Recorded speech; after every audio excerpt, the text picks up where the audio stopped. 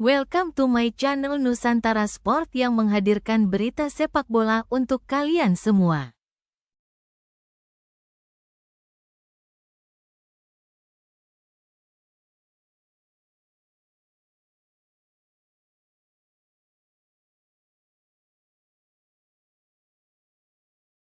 Jens Raven juga tidak ingin terburu-buru untuk bermain di Timnas Indonesia Senior. Ia ingin bertahap dari U20 lalu ke U23 sebelum dipercaya mentas di level tertinggi.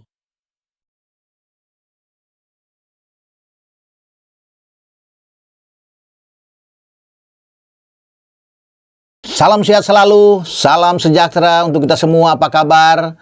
Semoga teman-teman dan keluarga dalam keadaan baik-baik saja, tetap semangat. Dengan saya Bung Ropan.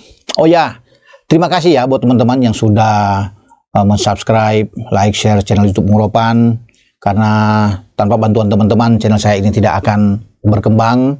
Dan sekali lagi, saya dari pribadi saya terima kasih. Terima kasih buat Anda semua. Saat ini saya akan bicara soal Jens Raven. Ini pemain muda ya yang dipersiapkan oleh Coach Indra Safri untuk tampil di pertandingan mungkin grup F kualifikasi Piala Asia. Karena kita sebagai tuan rumah di grup F itu ada Maldives, ada Timur Leste, dan ada Yaman. Ya, kita akan bermain pada tanggal 25 melawan Maldives, lanjut tanggal 27 melawan Timur Leste, dan pada tanggal 29 melawan Yaman di Stadion Madia. Harapan semua adalah Jens Raven dan kawan-kawan ini bisa lolos ke Cina bulan Februari 2025. Tapi saya tidak akan masuk ke pertandingan U20 dulu. Saya angkat soal Jens Raven ini. Kenapa? Karena kalau kita masuk ke tim nasional senior yang sedang mempersiapkan diri fokus ke Bahrain dan Cina untuk pertandingan selanjutnya, pertandingan ketiga dan keempat di grup C kualifikasi Piala Asia. Jadi Jens Raven ini bisa menjadi salah satu alternatif saya pikir bagi Sintayong jika sampai pada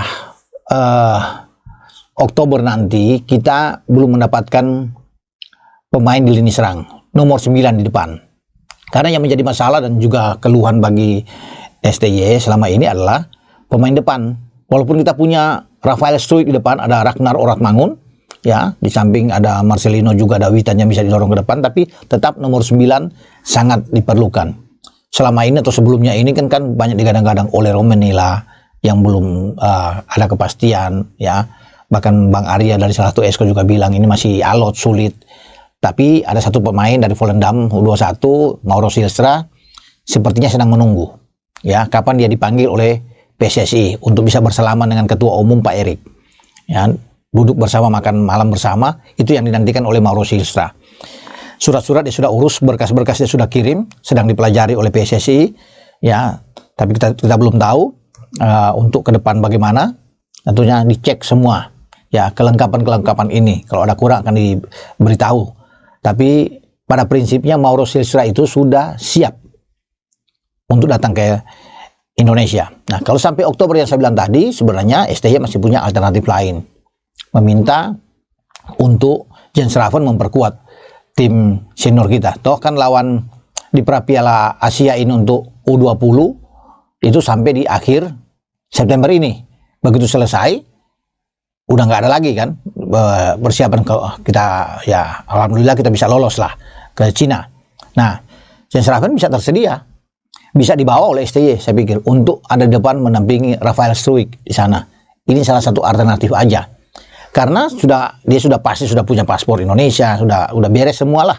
Sudah bisa bermain dan dia bermain bagus di Piala AFF. Kita tahu bersama bagaimana Raven menunjukkan kualitas dia dengan baik, ya. Bangkit dari bangku cadangan di awal tapi kemudian menjadi pemain starter terus, membuat 4 gol dan 3 assist, sangat baik tentunya bagi Jens Raven. Dan dia bisa mengisi satu slot di depan ketika kita masih disibukkan untuk mencari pemain-pemain depan, ya, yang saya sebut tadi di awal, ya, dengan yang tersedia saat ini seorang Mauro Silstra. Ya, kita akan tunggu apakah STY berani untuk bisa mengambil Jens Raven, ya, memberikan kesempatan buat Raven mendapatkan jam bermain di timnas senior, dan pasti kalau STY yang meminta, Raven akan siap untuk membela tim nasional Indonesia, dan ini suatu hal yang bagi dia ya, sejarah tentunya luar biasa yang dia tidak bisa bayangkan, tidak bisa terpikirkan, tampil di U20 tapi kemudian beranjak naik masuk ke timnas senior. Ya, semoga itu bisa terjadi, tapi berpulang lagi keputusannya ada di Mr. Shin sebagai pelatih kepala. Kalau Sintayong merasa tidak perlu, ya itu sudah menjadi keputusan dia sebagai pelatih yang bertanggung jawab untuk tim nasional. Jadi dia hanya menginginkan bahwa cukup dengan Rafael saja di depan, ada Ragnar dan ada kombinasi di sana. Tentunya dia bisa membawa kembali Ramadan Sananta, bisa membawa Dimas Derajat, yaitu urusan bagi STY. Karena toh di depan masih ada Marcelino dan Witan, ya. Tapi banyak juga teman-teman, ya, netizen, penggemar sepak bola kita yang sangat berharap bahwa STY membuka kesempatan, membuka pintu untuk seorang Jens Raven. Masih muda, ya, dia sangat potensial tentunya, dan dia punya insting, naluri besar untuk bisa mencetak gol, membunuh gawang lawan. Nah, kita akan lihat. Tentunya ini tidak mudah, kalaupun dia dipanggil ke timnas senior, ini pengalaman ini ya dia harus cepat beradaptasi dan tidak mudah bermain, langsung bisa bermain. Pasti akan di bangku cadangan dulu, mungkin akan bermain di babak kedua kalau itu memang terjadi. Karena untuk bisa menyesuaikan diri dengan pemain-pemain senior saat ini, ya mungkin bagi Raven ya dia butuh waktu ya beradaptasi dengan cara bermain, pola yang dikembangkan oleh STY dan juga dengan teman-teman. Karena pasti bagi dia seorang anak muda, pemain muda, ketika bermain di tim nasional, dia pasti ada rasa gugup, ya, bagi wajar bagi dia. Apalagi kalau dipasang bermain melawan Bahrain atau melawan Cina ini untuk Piala Dunia, level Piala Dunia, pasti ada rasa ya gugup sedikit lah, nervous sedikit lah, bahkan walaupun mungkin bisa dihilangkan seiring dengan waktu yang berjalan di lapangan. Tapi mungkin sebagai seorang profesional juga Jens Raven sudah siap. Ya, jika itu memang terjadi, dan ini karir yang luar biasa yang akan disambut dengan sukacita oleh seorang Jens Raven. Namun kembali lagi semua tergantung dari Mr. Sintayong lah yang akan berurusan tuh. Tapi nggak ada salahnya. Tapi nggak ada salahnya kalau memang dia bisa dipanggil karena sudah tersedia.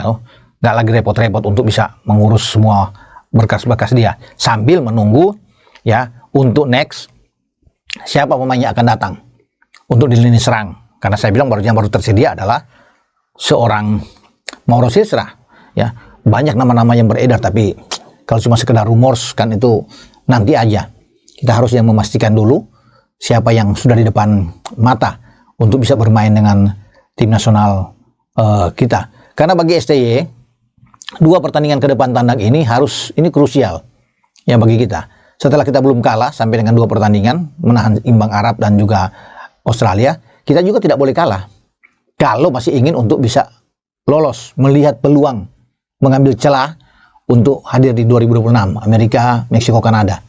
Jika kita tidak kalah melawan Bahrain dan tidak kalah melawan Cina, peluang tetap ada. Peluang sangat terbuka, apalagi kalau kita bisa mencetak 6 angka. Ya, tidak mudah itu, sulit memang. Tapi bisa saja terjadi, ya. Atau katakan kita dapat 4 angka.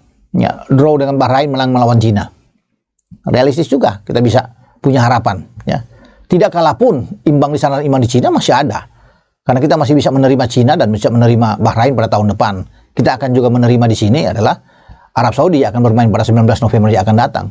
Sambil tentunya mencari celah mengambil poin ketika Jepang ada di Indonesia pada November juga. Meskipun banyak yang mengatakan ini tidak mudah. Jepang mengalahkan Cina 7-0. Mengalahkan Bahrain di kandang Bahrain Stadion Rifa dengan 5-0 dan mereka belum memasukkan 12 tanpa kemasukan. Itu luar biasa bagi tim Jepang yang ditangani oleh Moriyasu ini ya. Bagi Wataru Endo dan kawan-kawan akan menjadi momok yang berbahaya ketika mereka datang ke Jakarta bermain di Stadion Gelora Bung Karno menghadapi kita. Tapi sebagai pemain timnas kita tidak perlu gentar. Kita kan pernah berhadapan dengan Jepang juga ya di Piala Asia dan Jepang hanya menang 3-1. Tidak telak-telak amat. Sandy Walsh masih bisa mencetak gol dan mereka bisa mendapatkan 1 penalti setelah pelanggaran dari Jordi dan 1 gol bunuh diri dari pemain kita. Mereka murni hanya bisa mencetak 1 gol. Jadi ya peluang itu ada karena melawan Jepang juga belum ada Tom Hae, belum ada Jai, ya Jai Ises, kemudian Ragnar Oramangun, belum ada Martin Paes, belum ada Calvin Verdong. Jadi kita punya peluang sebenarnya. Apalagi Mes Hilgers sudah ada Eliano, semakin kuat tim kita. Jadi ya, kita kembali ke Jens Raven. Ya, pertanyaannya, mungkinkah STY akan memberikan ruang kesempatan buat dia?